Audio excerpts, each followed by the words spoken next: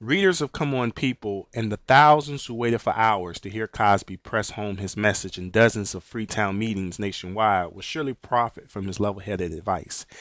They and thousands more like him will talk to their kids in standard English and in a tone that doesn't sound like a prison guard, listen to them, read to them, encourage them, discipline them with gentle firmness, limit their TV watching, and never give up on them.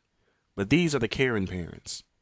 The problem is the ones who don't care, who don't understand, as a California doctor tells Cosby that you have a choice as to whether to have children or not, and to decide who gets to be your baby daddy.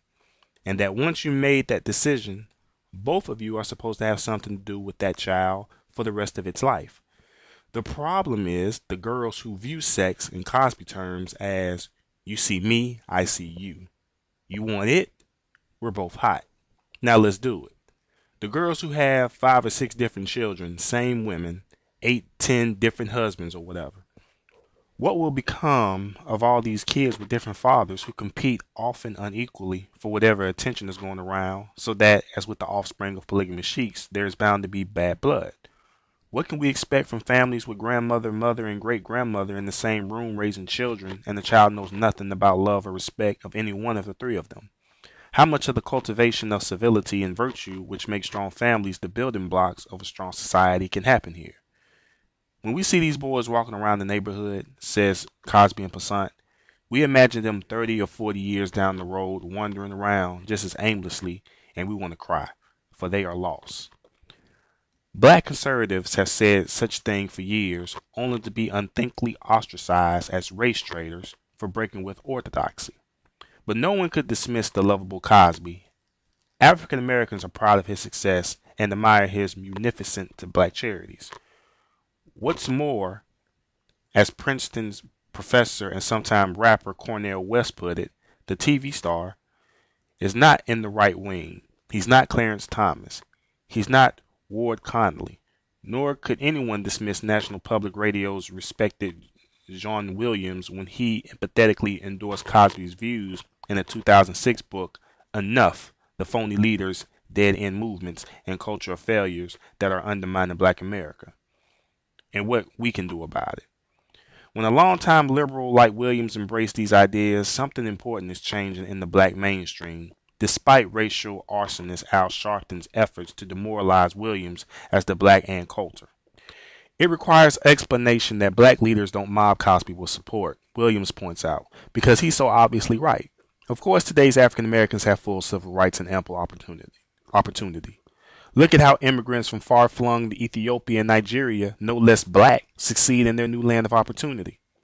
Moreover, notes Williams, Cosby's views mirrors those of the civil rights greats of old. Booker T. Washington's similarity urged education and self-reliance and cautioned that we should not permit our grievances to overshadow our opportunities. W.E.B. Du Bois despised differences with Washington, shared his goal of black self-reliance. Martin Luther King said he wanted above all else to get black people to shed the idea that they did not control their destiny. And from the moment of emancipation, education was a radical tool of liberation for black people, so recently enslaved and purposely denied the chance to learn. From the founders of the Tuskegee Institute to Thurgood Marshall's Boyd versus Brown victory to James Meredith's bravely entering Ole Miss in 1962, the right to education was central to the civil rights movement. As for out-of-wedlock childbearing married couples, headed 78% of black families in the 1950s, compared with 34% today. In the 1960s, this can-do worldview changed.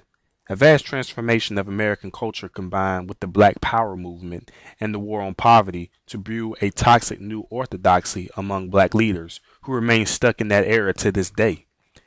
Very few new ideas are allowed into the stifling echo chamber, Williams reports. Despite startling African Americans' progress in the intervening half-century, the official message from civil rights leaders remains the same. Black people are victims of the system, and the government needs to increase social spending. Even the most dysfunctional and criminal behavior among black people is not to be criticized by black leaders, but must be denied and hidden in the name of protecting the image of blacks as disadvantaged, oppressed, and perpetually victimized.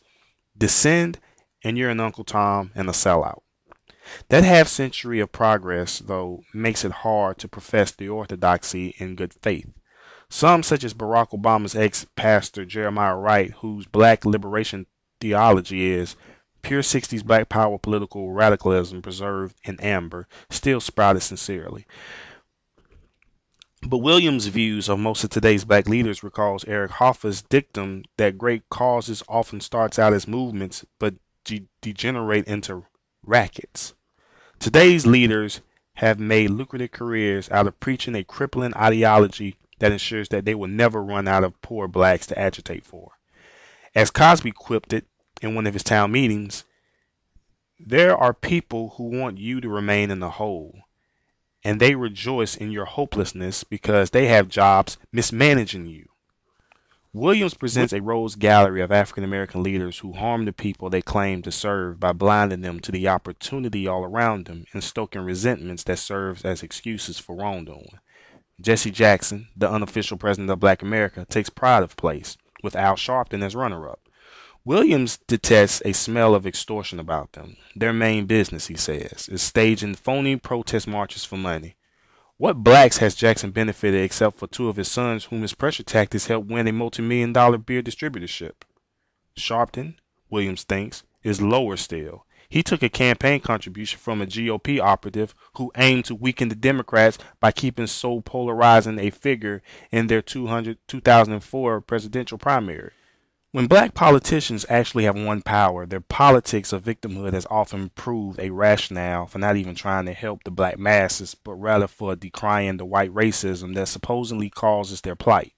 Congresswoman Maxine Waters, for instance, spewed charges of racism to block officials from reforming a dysfunctional and now closed Los Angeles hospital that has become a high-paying job program for some blacks, but whose poor care was harming as many black patients.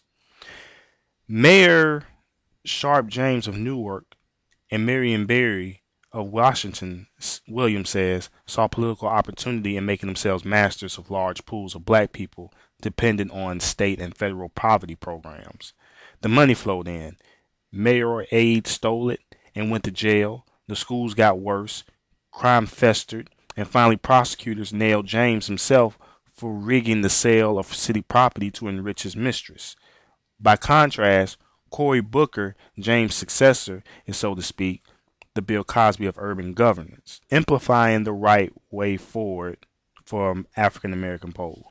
If black leaders really wanted to help the black poor, Williams argues, they combat the cultural belief that being authentically black does not allow for high-quality intellectual engagement in school, as columnist Joseph H. Brown put it. They demand radical school reform, including vouchers. It's a hopeful sign, Williams thinks. The New York Times editorialist Brent Staples, normally part of Black Orthodoxy's Amen Choir, has declared that if the civil rights establishment doesn't push hard for real school reform, even if it would discomfort the teachers among its supporters, it will eventually be viewed as having missed the most important civil rights battle of the last half century. If black leaders really wanted to help the black poor, they stopped decrying police brutality and the increasing number of black people in jail and focus instead of on having black people take personal responsibility for the exuberant amount of crime committed by black people against other black people, which accounts for the exuberant number of African Americans in jail. But they don't. As Cosby pointed out to Williams, the NAACP has its headquarters in murder-ridden Baltimore, but I've never once heard the NAACP say, let's do something about this. Indeed, Williams notes, they never march or organize or even criticize the criminals, nor did they exhort poor black people to stop smoking crack. But black crime devastates African American communities. Residents live with a sense of an enemy within. That enemy is a neighbor, a friend, possibly a child, any of whom is capable of robbing or assaulting them.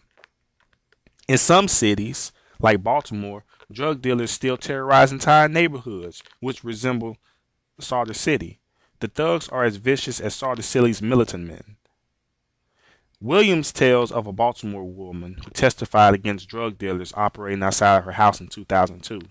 The next day, gangbangers firebombed her house. Though she managed to put out the flames, 2 weeks later, they firebombed her house again, this time kicking the front door and dousing the staircase with gasoline, incinerating the woman, her husband, and their 5 kids. As she was dying, the woman fruitlessly screamed, "Help me! Get my children out!" Even as old-style racism fades, Williams says the black crime epidemic is incubating a new racism. The crime gives credence to the racist stereotypes of black people, especially young black men, as a race of martyring, jobless thugs, a stereotype that even Jesse Jackson shares. "There's nothing so painful to me at this stage of my life," Jackson said in 1993, "than to walk down the street and hear footsteps and start thinking about robbery and then look around and see somebody white and feel relieved." This grim development makes it all the more urgent for black leaders to say that the black criminal is no friend of black progress.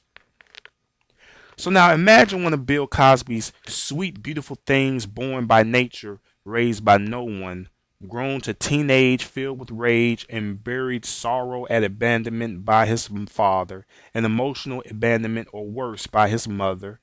Imagine that his mother never nurtured his basic language of cognitive skills or properly disciplined and encouraged him in his crucial first 5 years, so that learning and even sitting still in school has been hard for him. No respected civil rights group has used its moral capital to demand school reform that could give him the structured, rigorous teachings he especially needs.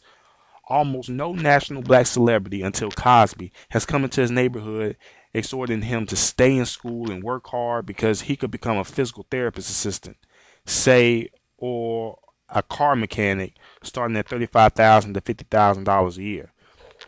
No reverend has come down from his pulpit to lead a march against the drug dealers and gangbangers who infest his neighborhood. Instead, whenever a cop accidentally shoots an unarmed African American, he hears of Al Sharpton leading a Renner demonstration chanting, "No justice, no peace," a motley relic of black power radicalism which keeps distrust of the police alive in neighborhoods that, to be livable, need police more than most. Come election time, perhaps he hears a local poll or campaign worker rail against racism and demand more government money. He hears his elders rage against the stinglessness of the welfare office and the injustice of the man, a covenant outlet for a deeper anger about more personal injustice and deprivation. But most of all, he hears rap, pumped out from CDs, videos, and television, especially black entertainment television, which black kids watch even more excessively than white kids. Nihilistic glorifications of thug life and celebrations of gangbangers, drug dealers, and pimps as black heroes constantly wash over him, says Williams.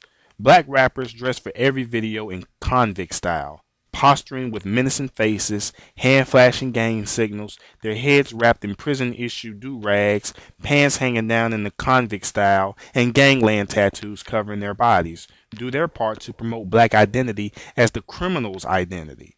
Rap, says Williams, markets the idea that violence, murder, and self-hatred are true blackness, authentic black identity. It is an open sewer throwing up the idea that black men are most genuine, most in touch with their power when they are getting vengeance with a gun in hand.